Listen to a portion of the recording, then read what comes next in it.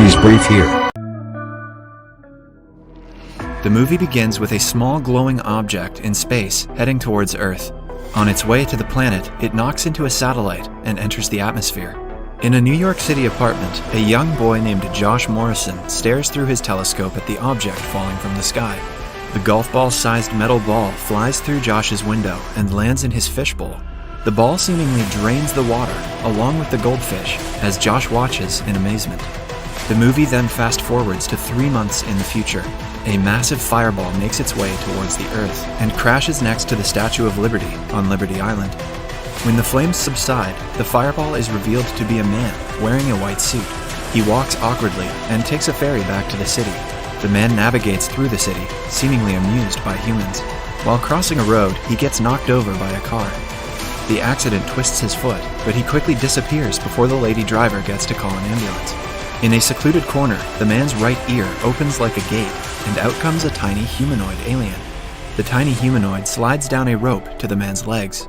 He opens a tiny window in the man's leg, revealing a bunch of malfunctioning wires. The tiny humanoid then begins to repair the leg. Another tiny humanoid notes the status of the leg and returns to the brain of the man. It turns out the man is a spaceship controlled by 100 tiny humanoid aliens. Its captain pilots the spaceship from the command deck located in its head, and humanoids controlling one body part each send a report back to the captain. The report reveals that the ship's impact shields were not activated because of the unpredicted nature of the collision, but the ship has survived. However, it will only be able to run at full capacity for the next 48 Earth hours. The ship's tracking systems were also damaged. The captain assembles the crew for a briefing. He reveals that they come from a planet called Nil. Their planet is on the verge of a catastrophic energy crisis, and the ball-like device called Orb, which they sent to the Earth 3 months earlier, was lost. They are here to retrieve and deploy it. Salt from Earth could power planet Nil for ages. The aliens plan to use the orb to take Earth's salt by draining Earth's oceans. The captain has second-in-command named Number 2 and a researcher named Number 3 as advisors by his side. The spaceship looks like a human, but the aliens don't know how to make the ship act like a normal human. They use Google and Yahoo to learn about humans. Meanwhile, the cops are alerted about the mysterious fireball. A superstitious officer named Dooley and his partner begin investigating the matter. They learn from the impression of the man's face in the dirt on the crash site what he looks like, and orders his search throughout the city. Elsewhere, Josh notices the human spaceship from his window and alerts his mother Gina, who is the same female driver that knocked it over. Gina rushes downstairs and apologizes to the human ship. The aliens slightly panic over their first verbal encounter with a human. Captain attempts to talk through the ship, but ends up speaking in an extremely high frequency, breaking glasses nearby. After adjusting the bass and frequency, the captain manages to respond that he is okay. Gina sends Josh to school and invites the human spaceship to her home. Captain introduces himself as Dave Ming Chang, based on a quick scan of common Earth names. The crew notices their missing ball in a photograph in Gina's home. Gina reveals the images from Josh's school when Josh took part in a science fair. It turns out, Josh presented the orb as his science project. The crew quickly locate Josh at 729 East 44th Street, and David excuses himself and proceeds to leave. However, he mistakes the closet for the door. He then awkwardly steps out of the closet and leaves through the door. As Dave walks his way through the city to Josh's school, Number 2 gets increasingly agitated by humans' disregard for rule and order. Captain asks an onboard doctor to keep an eye on Number 2 due to his increasing eccentricity. Dave passes through a children's park, and kids mistake him for an ice cream man, so Dave changes his clothes. To pay for the new clothes, he scans money and literally prints it out from his arse. Dave finally arrives at the school, looking for Josh's class. The school principal mistakes him for a substitute teacher and sends him to the class. While teaching, Dave takes Josh outside the classroom and talks to him about the orb. Josh tells him that the ball was taken from him by his bully, Rich, who will be at a street fair tomorrow. The captain decides to go to the fair with Josh the next day, and they then return to Josh's home. As they spend more time with each other, Josh grows to like Dave. He is amazed by Dave's video game playing abilities. When Gina arrives home, she asks Dave if he would like to stay for supper.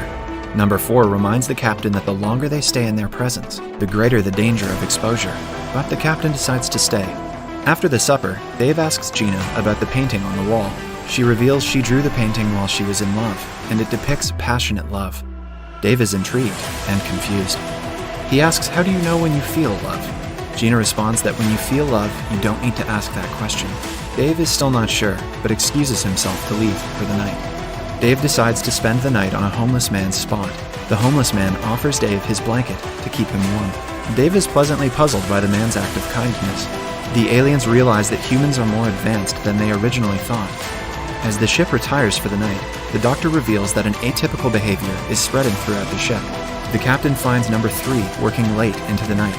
She reveals that she has discovered an interesting file in the alien database that every human is forced to watch once a year. The file is an iconic American Christmas movie. In the movie, the hero offers to lasso the moon for his love interest. The captain and number 3 find themselves sobbing after watching the movie. They feel drawn towards each other, but suppress their urges and go to bed. The next day, with only 20% power left and police looking for him, Dave goes to the fair with Josh to retrieve the orb. Dave participates in a hot dog eating contest and wins it. He receives a soft toy as a prize and gifts it to Gina. Gina is elated to receive the soft toy. Dave later finds Rich bullying Josh. He lifts the bully upside down as Josh is elated to see Rich learn a lesson. After Dave retrieves the ball, he offers to take Gina and Josh to a restaurant to celebrate Gina's birthday. Number 2 protests and suggests that they start deploying the ball instead. However, the captain argues that Gina and Josh have helped them retrieve the ball, so it's only fair that they return their favor. Number 2 storms out of the control room in protest as Dave takes Gina and Josh to a salsa restaurant where they are having an amazing time. Meanwhile, the police have located Dave and are on their way to apprehend him. After spending so much time on Earth, most of the crew begin to exhibit new feelings, adopting Earth's culture, mannerisms, and general laid-back attitude. Number 3 learns that number 4 has turned his whole room into a dance club. Number 3 then also changes into a salsa dress and goes to the control room to ask the captain to dance with her, but Gina asks him to dance before her. Number 3, hurt, leaves. As they dance, the police arrive and apprehend Dave for questioning. Josh and Gina are puzzled by the arrest. As Officer Dooley interrogates Dave, number 2 decides that the captain and the rest of the crew's changing behavior is unacceptable and gathers an army of aliens for a coup d'etat. Captain, enraged, orders the crew to not comply with number 2.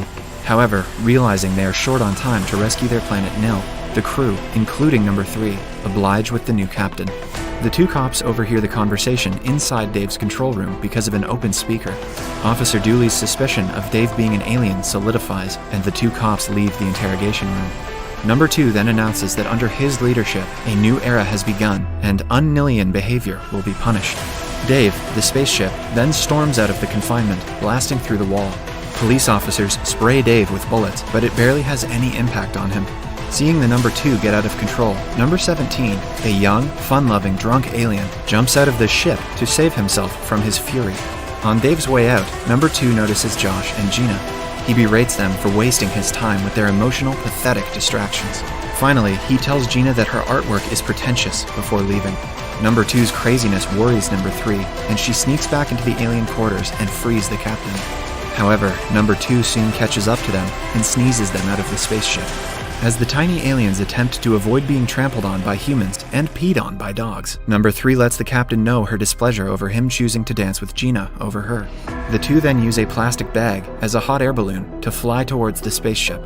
However, the plastic bag gets stuck in a bus's windshield wiper. They then use the wiper as a launcher to propel themselves on the spaceship and land on Dave's shoe. The captain then apologizes to number 3, telling her that he chose her to accompany him on this mission because of her giant heart and kindness. Without her, he would be nothing. She then asks him why he never spoke to her like this, and the captain responds that he was too Nilian to ever express it.